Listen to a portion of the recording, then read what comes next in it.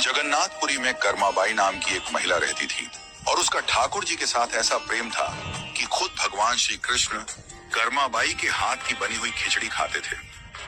अब कर्मा रोज अपने नियम के अनुसार सुबह सवेरे जल्दी उठकर भगवान श्री कृष्ण के लिए बड़े प्रेम से खिचड़ी बनाती और भगवान को थाली में भोग लगाती। कुछ देर में भगवान खिचड़ी खा लेते और थाली साफ हो जाती। इसके बाद कर्मा अपने स्नान ध्यान आदि नित्य कर्मों में लग जाती और इसी प्रकार यह क्रम निरंतर चलता रहा। एक दिन भगवान श्री कृष्ण को भोग लगाने के बाद एक छोटा सा बालक कर्माबाई के पास आया और उनसे बोला, माँ कुछ खाने को है, बड़ी भूख लगी है। कर्माबाई ने कहा, हाँ बेटा, मैंने अभी अभी खिचड़ी बनाई है, आजा बैठ जा, तू भी खिचड़ी खा ले। यह कहकर कर्माबाई ने बड़े प्यार से उस बालक को खिचड़ी परोसी और बालक ने भी बड़े ही चाव से खिचड़ी खाई। उस बालक के रूप में स्वयं भगवान जगन्नाथ कर्माबाई के हाथ से बनी खिचड़ी खाने साक्षात पधारे थे। बालक ने जल्दी से खिचड़ी खा ली और उनसे कहा, माँ खिचड़ी बहुत अच्छा बनी है, मैं कल भी खिचड़ी खाने आ जाऊं? कर्माबाई ने कहा, कल क्या बेटा, मैं तेरे लिए रोज खिचड़ी बनाकर रखूंगी, तू रोज खिचड़ी खाने आ जाया कर। बालक ने कहा, ठीक है माँ। अगले दिन से वह बालक रोज सुबह सवेरे कर्माबाई के पास खिचड़ी खाने आने लगा। कर्माबाई भी रोज अपने नियम से सुबह सवेरे जल्दी उठकर भगवान श्री कृष्ण के लिए खिचड़ी बनाती और भगवान के सामने थाली रखती। फिर भगवान खिचड़ी का भोग लगाते और उसके कुछ ही देर बाद वह बालक आ जाता। फिर कर्माबाई उसे भी बड़े प्रेम से खिचड़ी खिलाती। एक दिन कर्माबाई की कुटिया के पास एक साधु आया। बातों ही बातों में उसे पता चला कि कर्माबाई बिना स्नान ध्यान किए भगवान श्री कृष्ण के लिए खिचड़ी बनाती है और भोग लगाती है। उसने कर्माबाई से कहा, स्नान किए बिना भगवान की पूजा करने और भोग लगाने से पाप लगता है।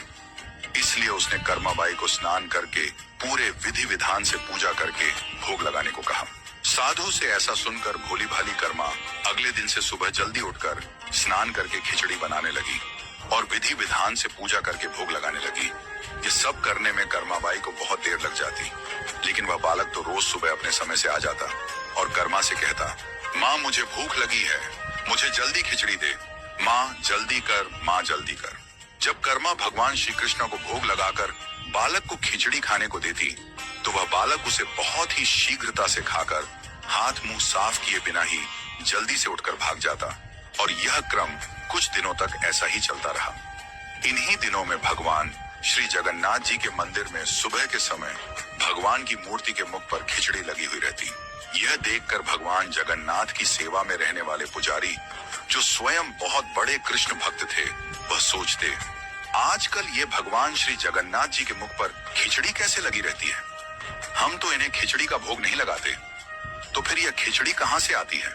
कुछ दिनों तक लगातार भगवान श्री जगन्नाथ जी के मुख पर खिचड़ी लगी देखने पर पुजारी इसे भगवान की लीला मानते हैं और समझ जाते हैं कि भगवान रोज कहीं से खिचड़ी खाकर आते हैं।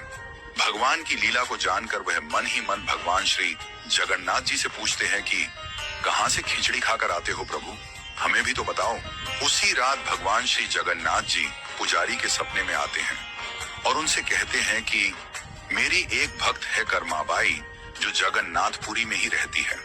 वह रोज सुबह सवेरे मेरे लिए बाजरे की खिचड़ी बनाती है और बड़े प्रेम से मुझे भोग लगाती है और मैं भी रोज सुबह जल्दी कर्माबाई के पास खिचड़ी खाने जाता हूँ। मुझे उसके हाथ की बनी खिचड़ी बहुत पसंद है। परंतु कुछ दिन पहले कर्मा के पास एक साधु आया और कर्मा को स्नान ध्यान करके विधि विधान से पूजा करके भोग लगाने को कह गया।